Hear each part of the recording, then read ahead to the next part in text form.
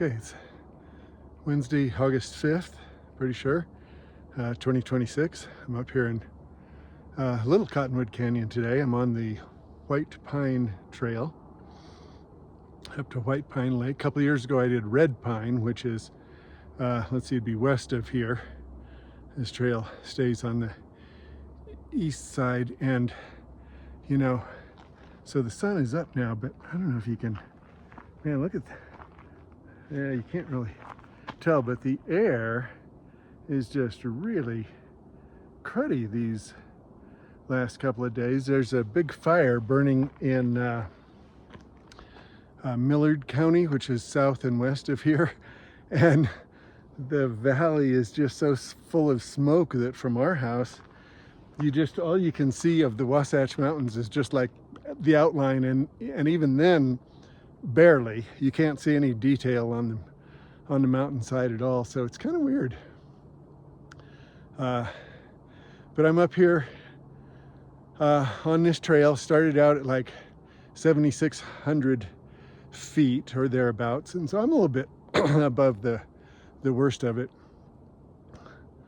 I'll be hiking up to just over 10,000 feet, gaining like 2,700 feet in elevation, something like that, over, depending on which sign you believe. The sign at the trailhead says the lake is 4 miles. On all trails it says it's 5.1, so somewhere in the neighborhood of 4 or 5 miles today. The trail is pretty steep, pretty rocky, but it's a good one. There's a lot of people out today. I was planning on being on the trail at 7 o'clock. I was just slow leaving the house, so I didn't get up here until like about quarter after. And then parking lot was full, and I'm the last parking place on the side of the road out there. So, but it's a good day for a hike. We'll see how it goes. So this is the trail. It's not the typical single track trail that many of these hikes are up here in this canyon. This is an old 19th century logging road when they were doing a lot of logging, to make infrastructure for all the mining that was done up here in Little Cottonwood Canyon, silver mines, and I think some other metals too. So I got to looking into this whole white pine, red pine thing, because I've been curious about it ever since I did the red pine hike a couple of years ago. And so as it turns out, white pine is a legitimate, common name for a pine tree species that grows here in this area. Red pine, on the other hand, only grows in the Northeast United States, and so it doesn't grow here in the Rocky Mountains at all. And so what those 19th century loggers were calling red pine was actually Douglas fir, or sometimes called red fir because of the reddish hue of the heartwood, when it's sawed. And it made me think back to my college days when I was working at the Slate Creek Ranger Station up there in the Salmon River Canyon, and after the fire season was over and before school started, I did a little bit of timber cruising, and I learned how to tell the difference between a white fir and a Douglas fir. I'm looking for, there's a good example right there. So white fir trees, sorry about that, the branches tend to grow, sloping downwards away from the trunk, like this. And Douglas fir, the branches tend to grow upwards away from the trunk like that. So that makes that a Douglas fir tree.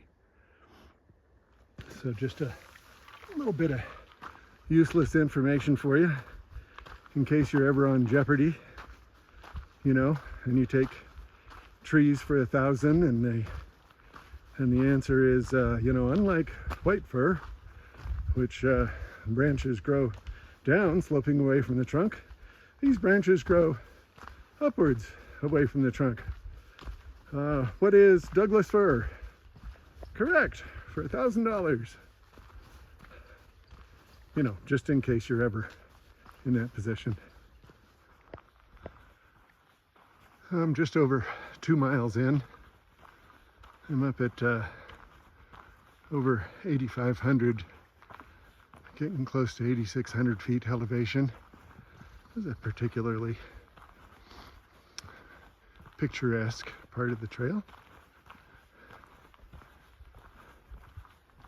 You can, when I aim up, anything up toward the sky, if I, you know, even though you can see blue sky, it's just, even up this high, it's really hazy, it's really smoky, even up here.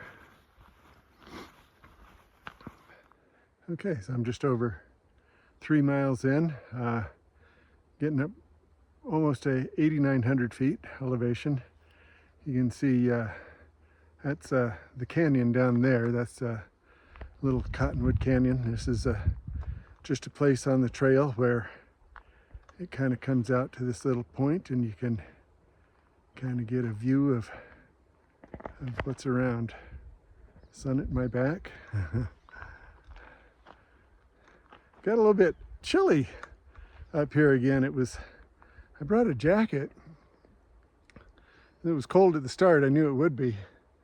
And then I got to where I had to peel off that jacket, but now if I'm in the shade, it's not cold enough for the jacket, but it's cold enough to wish I had a vest. So note to self, bring a vest no matter what, even if I do bring a jacket. So the wildflowers are pretty much past peak. There's still a few. The trail and the other side of the canyon. And isn't it cool the way these Wasatch Mountains were formed up with the white rock underneath is the granite, and then the reddish colored rock on top is something different, and you can just see where the different layers have been deposited over, you know, centuries and then pushed up into these mountains.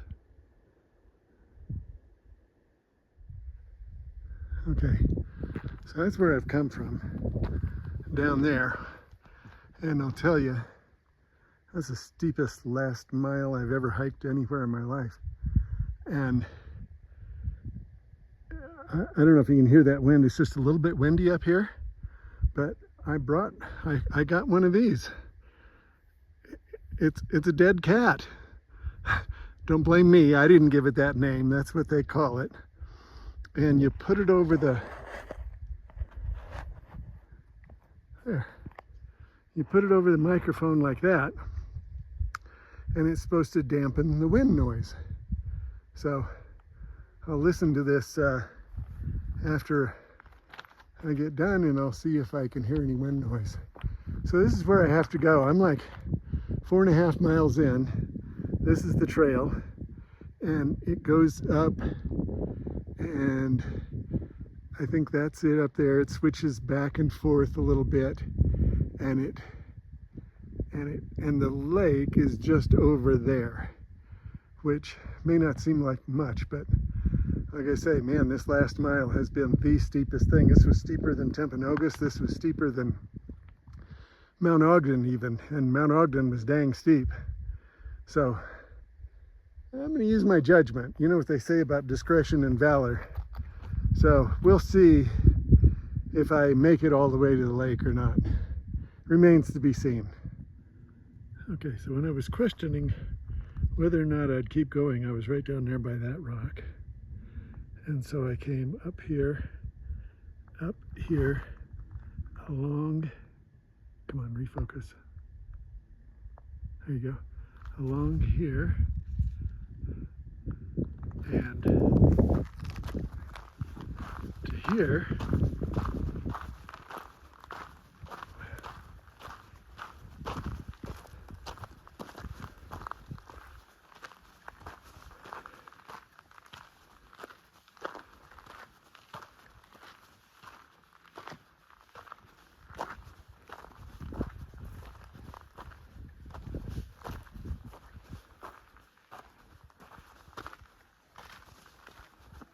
And that is White Pine Lake down there. The trail does go down there. I don't want to. See, the thing about going down to the water's edge is I'd have to hike back up to here. And I've already done quite a bit of uphill today, and I know I got a lot of downhill in front of me. So I think I'm gonna enjoy it from up here. Here you can see the trail down there going down to the lake. This is what's called a cirque, C-I-R-Q-U-E, French for circus, or perhaps more appropriately, amphitheater. So it's when the glacier, because, you know, 18,000 years ago, this was all under ice. This was a glacier that went out to, all the way out to Lake Bonneville, in fact. And as the glacier recedes, it forms these, you know, steep walls on three sides, this one, and that one. And so it kind of looks like an amphitheater a little bit, and so geologists call that a cirque. And a lake that forms in a cirque they call a tarn, T-A-R-N. Why geologists had to come up with a separate name other than lake, I don't know. You have to ask a geologist. But anyway, this is what's left of, you know, after the glacier fully receded, you know, as climate change happened and this whole area warmed up. Nice up here, though. But I made it! Yahoo! Okay, I said I wasn't coming down here, but apparently I've either got just enough tough left in me or just enough stupid left in me, I don't know which, to say, oh, come on. I've come this far. I might as well come down here.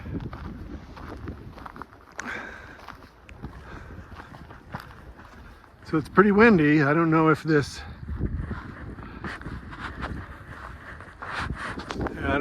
dead cat is doing its thing or not. I got it all the way on.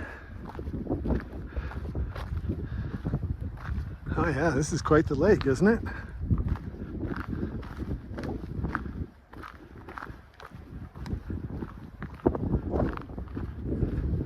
I can't believe I'm still doing this. The farther down I come, the farther back up I have to go.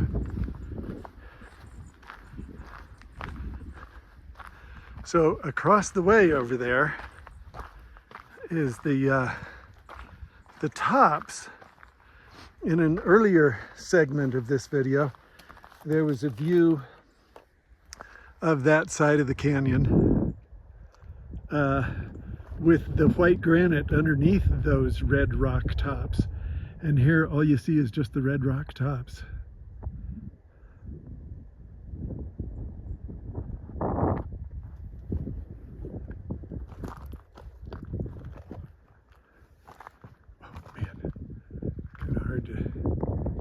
Turn around up here. This is it. This is the cirque.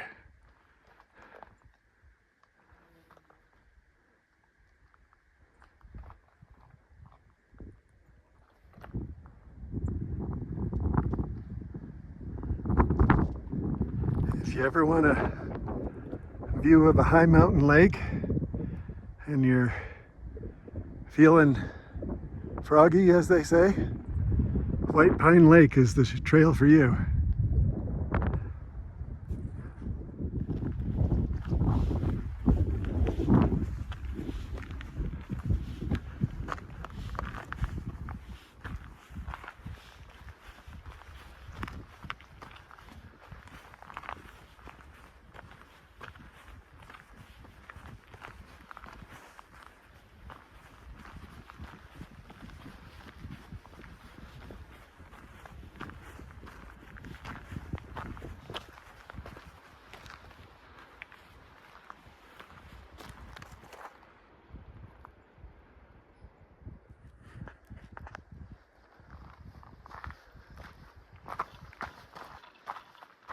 Back down again to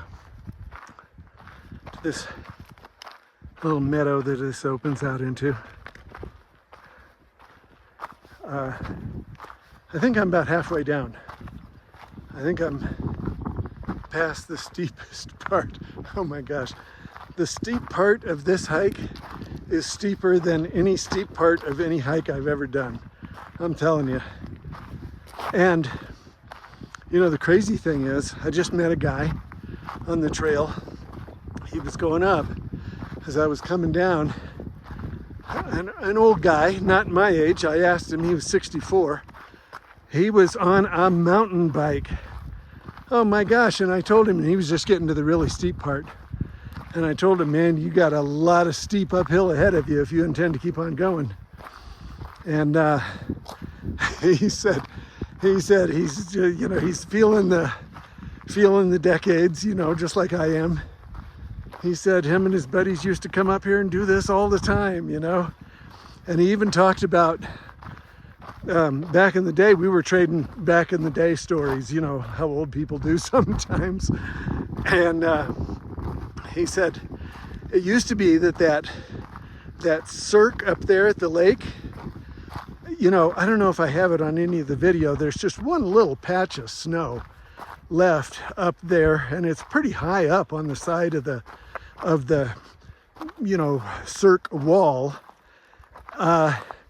He said there used to be enough snow up there that they could come up like right about now in early August, and they would pack their skis on their back to go up and build, you know, ramps into the lake out of snow, and they'd ski down and take these jumps into the lake on their skis. Oh my gosh, times have sure changed.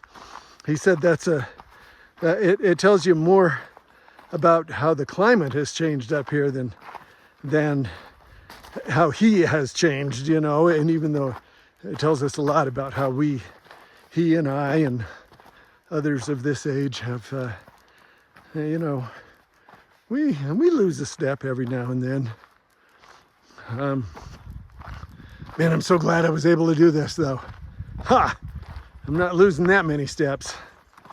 So, that's good. But boy, I'll tell you what, that was a real challenge. This challenged me more than any other hike I've done. So glad to have been able to do it.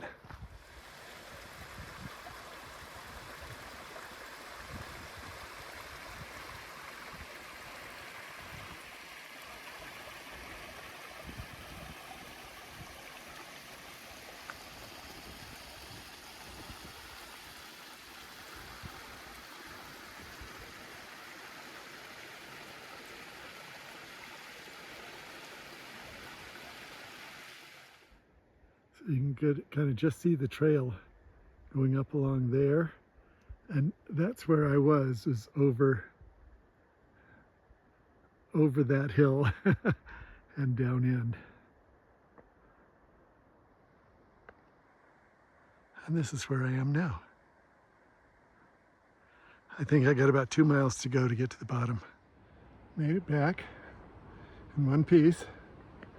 Boy, that was a hike. That was the most challenging hike I've ever done. It was 11 11.1, 11.2 round trip miles. So that means like 5.5 miles one way, gaining 2,717 feet in elevation. So there was a lot of up and there was a lot of down. So, but I made it. I made it. And so if you ever want to come hiking with me, we're not going to do this one again. You can do this one on your own if you want. I'll go someplace easier from now on. Quite a challenge, but good.